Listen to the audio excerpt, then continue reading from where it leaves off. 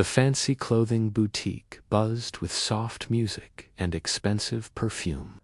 But the moment a young black teen stepped inside, the manager's eyes narrowed.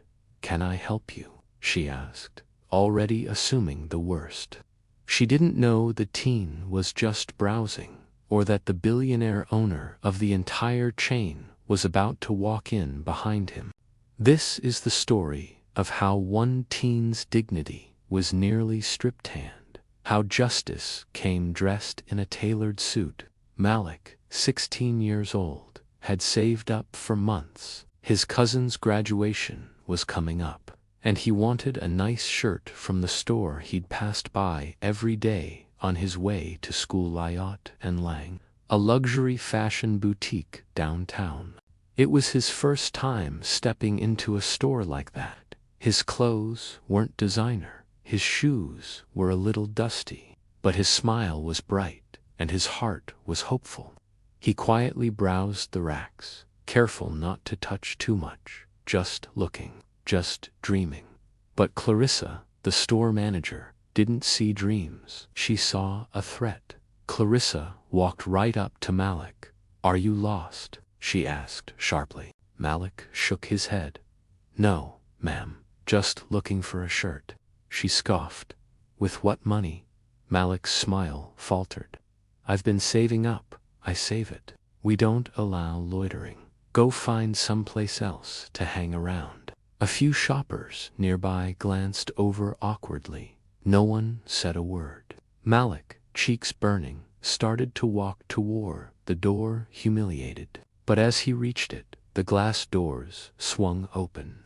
In walked a tall man in a sleek navy suit, sunglasses in one hand, presence commanding the room. "Good afternoon, Clarissa," he said. "I see your customer service hasn't improved." Clarissa froze. "Mr. Lang, I didn't know you were visiting today." Gideon Lang, billionaire co-founder of Illiot and Lang, rarely visited individual branches. But this store had received repeated complaints. He wanted to see things for himself. He looked over at Malik. "Were you helping this young man?" Clarissa smiled tightly. "He wasn't a real customer, just browsing, probably casing the place. You know how it is." Gideon's eyes narrowed. "No, I don't." He turned to Malik. "What's your name, son?" "Malik," he answered softly. "I just wanted to buy a shirt. I saved up." Gideon nodded slowly, then looked around the room. "I'd like everyone's attention." Customers turned. Staff went silent. "I want to be very clear," Gideon said, his voice calm but firm. "Illiot and Lang does not stand for discrimination of any kind. We don't judge customers based on their shoes, skin, or wallets." Clarissa's face turned pale. He pointed at her.